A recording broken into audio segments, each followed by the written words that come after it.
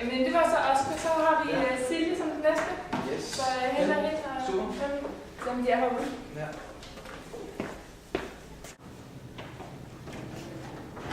Hej Silje, velkommen. Hej Camilla. Johan. Hej Silje. Hej. Hej Camilla. Johan. Velkommen til.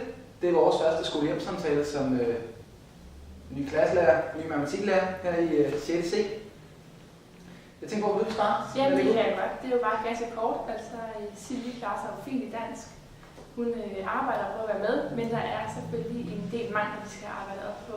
Og min tanke er lidt, hvis I på hjemmefronten kan være med til at støtte Silje op om at læse nogle tekster, da det er der, hvor der er problemer, og så simpelthen lære ordene at kende med nutidsager og sådan noget. Det skal jo nok. Vi har været meget glade for det dansk, du har lært.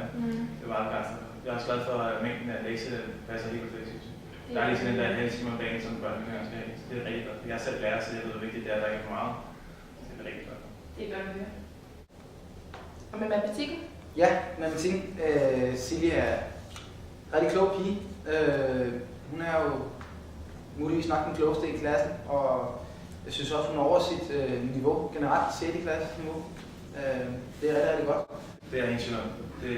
Det kan vi også se hjemmefra, når vi ser på de opgaver, hun har lavet. Der er jo stort set ingen fejl. Ja, du er selv matematiklærer, du ved vel også sådan lidt om, måske, hvordan de ligger i niveau.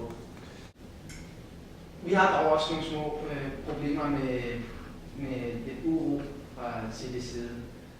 Vi kører et program, hvor man hjælper lidt hinanden, når vi arbejder med opgaver i den sidste del af timen, hvor man hjælper dem, som ikke er nået lige så langt. Men det er Silje vel også god til. Altså Silje er jo ikke rigtig urolig som sådan, nu er man god til at hjælpe de andre, når man er så god til matematik, tænker jeg. Der er desværre...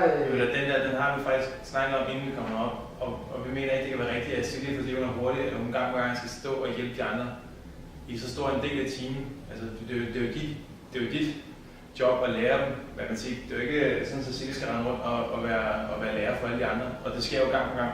Silje kommer hjem og fortæller, at hun er blevet færdig med sin opgave på måske en halv time, 3 kvarter, hvor der er gået en dobbelttime.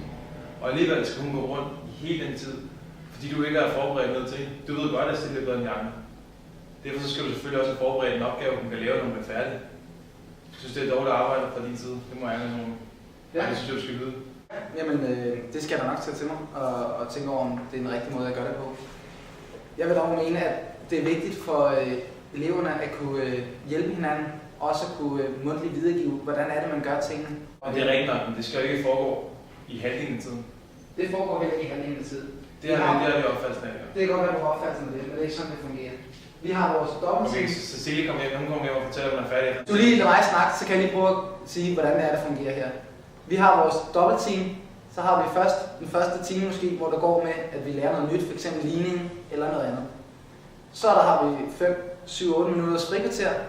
Så kommer vi ind igen, og så arbejder vi med det, vi lige har lært noget om. Og så derefter, så er det vigtigt, at vi ligesom lærer, at dem, der er hurtigt færdige, de kan prøve at lære. Og det er jo det samme hver gang. Men som dem, der ikke er hurtigt færdige, de får jo ikke lavet de andre. Og dem, der er hurtigt færdige, de får brugt al tiden på at hjælpe de andre. Dem, der er hurtigt færdige. Jeg synes, nu sidder du og bortforklarer lidt. Du kan godt selv mærke, at du er ude på noget her, hvor du kan bunde. Ja, det er der ikke forberedt om. Det kan der ikke være 2 meninger om.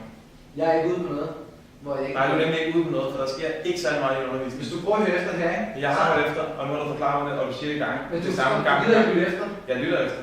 Men du skal også kunne se, at der skal noget mere forberedelse for at sige lidt for noget ud af timen. Jamen, hvis du forstår, hvad meningen er med, at de går ud og hjælper de andre. Det forstår jeg godt, men det skal bare ikke være så stor en del af timen. Men problemet er, at... Skal det være hver time, du skal det? Det er ikke hver time. Skal det være 30 i folkeskolelærer, der får ud af det? Jeg tror, at vi er nødt til at prøve at se, om vi kan nå til en enighed, fordi vi har også andre, der skal ind, anden der står derude og venter, der skal ind lige om lidt. Vi har ikke så meget tid, og så må vi tage den større diskussion til. Jeg tror, det er fint at stoppe den her, for jeg tror godt, at du forstod budskabet, og må nok også se, at... Ellers må du bare give nogle ekstra opgaver derhjemme. Ja, det vil være en god idé, tror jeg. Så kan hun lave ingenting om i klassen, når det var det sidste tid. Ja, åbenbart. Super, jeg tror, vi siger tak for det. Ja.